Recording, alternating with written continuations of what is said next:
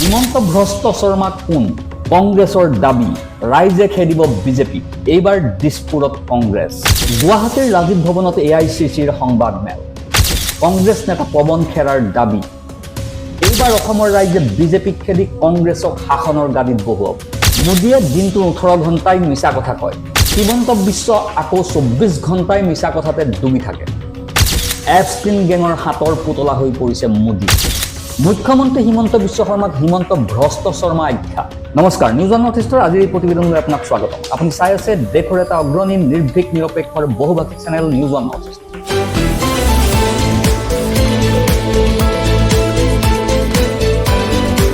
कल गृह मंत्री यहाँ आए थे और उन्होंने मंच पर भाषण में कहा कि कांग्रेस के 15 साल में स्वास्थ्य मंत्रालय में, स्वास्थ्य विभाग में हर साल 150 करोड़ रुपए का घपला हुआ।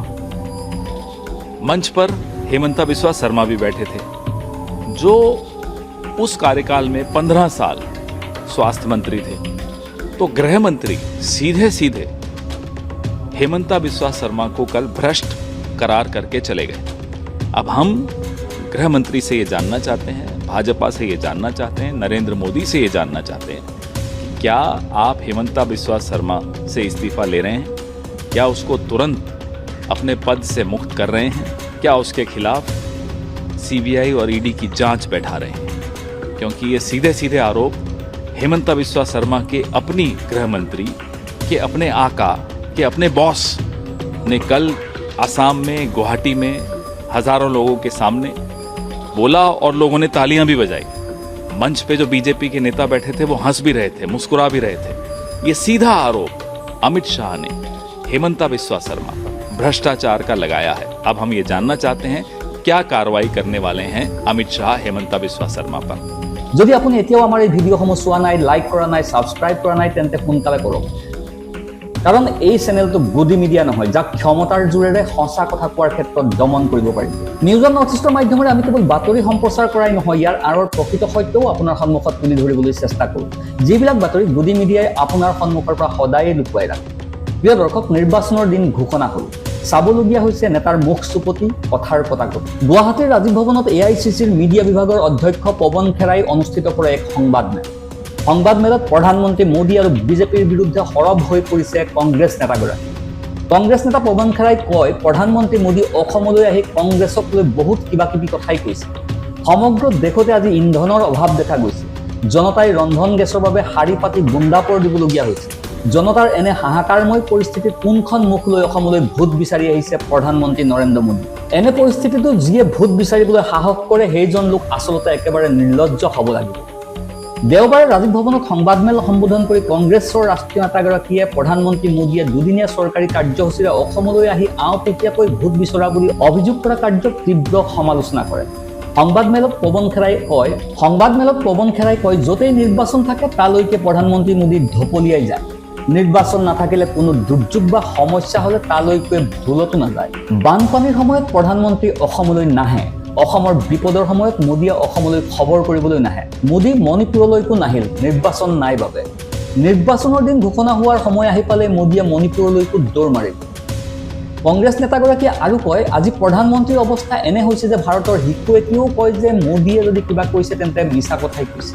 নিৰ্বাচনৰ পূৰ্বে 24,000 কোটি 25,000 কোটিৰ কথা কৈছিল, কিন্তু নিৰ্বাচন গ'লে 24,000 কোটি 25,000 কোটিৰ 24 আৰু 25 নাইকিয়া হৈ যাব আৰু থাকিব কেৱল শূন্য কেইটাহে। LPG की कमी, लोग लाइनों में लगे। प्रधानमंत्री किस मुंह से असम के लोगों के पास वोट मांगने आए, हमें ये समझ में नहीं आता। बहुत बेशर्मी होनी चाहिए किसी भी ऐसे आदमी में जो इस हालात में वोट मांगने की हिम्मत जुटाए। आई थी असम में, तब तो आप नहीं आए। जब असम को आंसू पोंछने की जरूरत थी तब प्रधानमंत्री यहां नहीं थे, वो वहां थे जहां चुनाव हो रहे होंगे। प्रधानमंत्री वहां ही जाते हैं जहां चुनाव होते हैं। मणिपुर नहीं गए, क्योंकि मणिपुर में अभी चुनाव नहीं है। चुनाव होंगे फिर पहुंच जाएंगे। और कल मैं सुन रहा था 24,000 करोड़, 25,000 करोड़। आज प्रधानमंत्री की ये हालत है इस देश में कि बच्चा बच्चा कहता है कि अगर मोदी जी ने बोला है तो झूठ होगा। ये 26 की असेंबली का इलेक्शन हो जाए, ये 24,000 25,000 करोड़ भूल जाइए। ये 24 भी हट जाएगा, 25 भी हट जाएगा, सिर्फ जीरो बचेंगे। गिनती नहीं आती इतने जीरो की। जी हां, हमें जीरो की गिनती तो नहीं आती। ये पैसा तो आप ही कमाते हैं जिसमें इतने जीरो लगते हैं, हमें नहीं मालूम। धोखा देना इनकी फितरत में है, झूठ बोलना इनकी आदत है। आज जो बेइज्जती कमाई है, मोदी जी ने नहीं कमाई है। मोदी जी की वजह से देश की बेइज्जती हो गई। कांग्रेस का शासन था तब एलपीजी की कीमत 20 रुपए भी बढ़ जाती थी, तो इनकी एक आजकल बड़ी वरिष्ठ नेता बनी हुई हैं बीजेपी की, सड़क पर आ जाती थी सिलेंडर लेकर।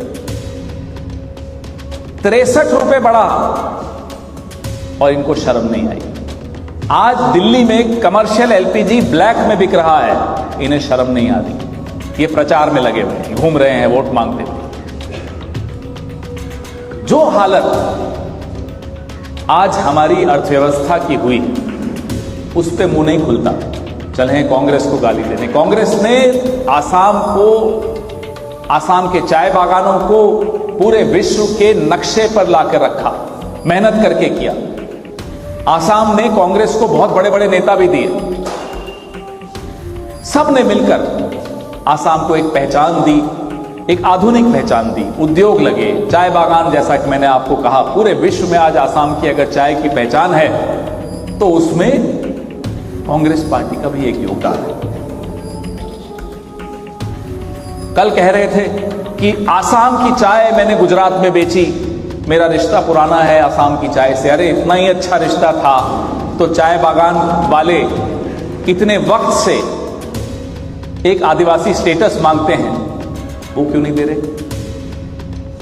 चुनाव आया तो पट्टे लेने आ गए। चाय बागान के लोग कितने अरसे से मिनिमम वेजेस की मांग कर रहे हैं, अगर देते भी हैं तो चुनाव से पहले थोड़ा सा देके एहसान लगा रहे हैं। जो बोलते हैं झूठ बोलते हैं। आज भी अमित शाह आए हुए हैं, 3 बजे प्रोग्राम इनका खत्म हुआ, 4 बजे देखिए आज घोषणा हो जाएगी चुनाव आयोग को भी इन्होंने कठपुतली बना रखा है। सारे षड्यंत्र रचे जा रहे हैं कि कांग्रेस किसी तरह से वापस सरकार में नहीं आ जाए। लेकिन अब असम की जनता ने मन बना लिया है कि कांग्रेस को फिर से लाना है। শনিবাৰে প্ৰধানমন্ত্ৰী মোদীয়ে কোৱা 24,000 কোটিৰ পাছত কিমান শূন্য থাকে সেয়া কংগ্ৰেছে নাজানে বুলি কৈছিল।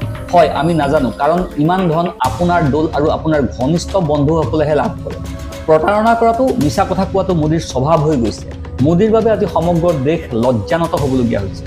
কংগ্ৰেছৰ ৰাষ্ট্ৰীয় নেতাগৰাকীয়ে কয়, বিৰোধী হিচাপে প্ৰকৃত সত্যবোৰ জনতাৰ আগত কংগ্ৰেছে উদঙাই দিব। কংগ্ৰেছে নিচুকনি গীত গাই মিঠা মিঠা কথা কৈ মোদী আৰু বিজেপি দলৰ মন ভাল লগাবলৈ বহি থকা নাই। কংগ্ৰেছ দল কাৰো হাতৰ পুতলা হৈ পৰা নাছিল আৰু কোনোদিনে কাৰো হাতৰ পুতলা হ'বলৈকো নাযায়। বিপৰীতে এপষ্টিন ফাইলৰ ভয়ত প্ৰধানমন্ত্ৰী মোদীহে আমেৰিকাৰ হাতৰ পুতলা হৈ পৰিছে। মোদী এপষ্টিন গেঙৰ হাতৰ পুতলা হৈ পৰিছে। কংগ্ৰেছৰ নেতাগৰাকীয়ে লগতে কয়, কংগ্ৰেছ চৰকাৰৰ দিনত এলপিজিৰ দাম কেতিয়াবা 20 টকাও বৃদ্ধি পাইছিল। তেতিয়া বিজেপি নেতাই চিলিণ্ডাৰ লৈ ৰাস্তালৈ আহি প্ৰতিবাদ কৰিছিল।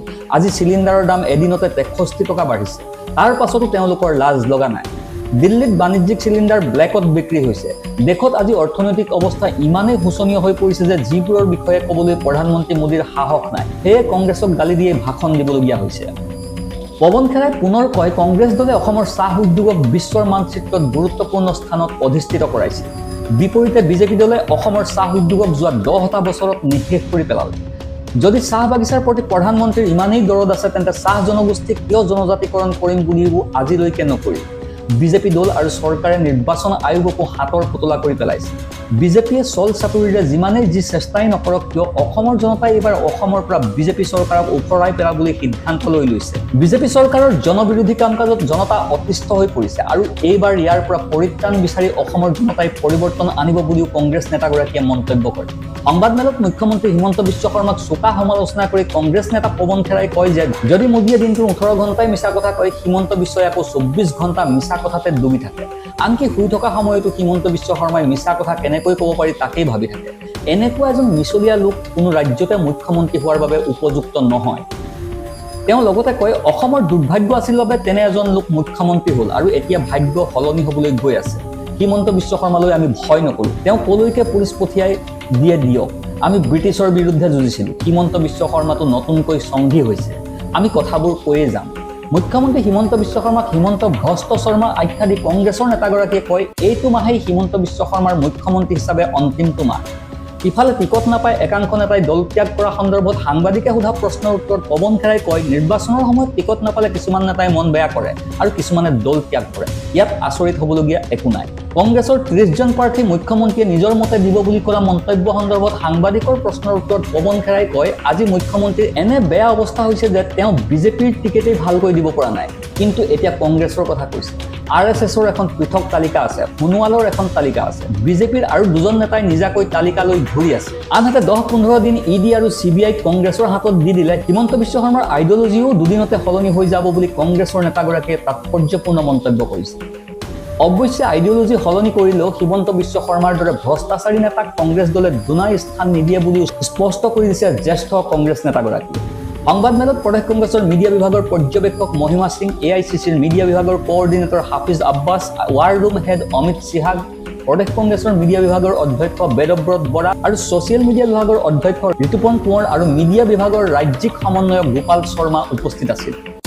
এইখিনিতে মই আপোনাক এটা অনুৰোধ কৰিব বিচাৰিছোঁ। আপুনি জানে যে আজিকালি সত্যনিষ্ঠ সাংবাদিকতা কৰাটো কিমান কঠিন, কিন্তু তেনেস্থলতো কোনোবাই আপোনাক সঠিক খবৰ যোগান ধৰি আছে, আপোনাৰ ইছ্যুৰ কথা কৈছে, তেন্তে আপুনি তেওঁলোকক সমৰ্থন কৰা উচিত। যদি আপুনি মোৰ সাংবাদিকতা শুদ্ধ বুলি বিশ্বাস কৰে, তেন্তে আমাৰ এই নিউজ ওৱান নৰ্থ ইষ্ট চেনেলটো সমৰ্থন কৰক। ভিডিঅ'টো ভাল পালে লাইক কৰক, ছাবস্ক্ৰাইব কৰক, কাৰণ আপোনাৰ সহযোগিতাই হৈছে আমাৰ মূল শক্তি। Bureau' report, news one north east.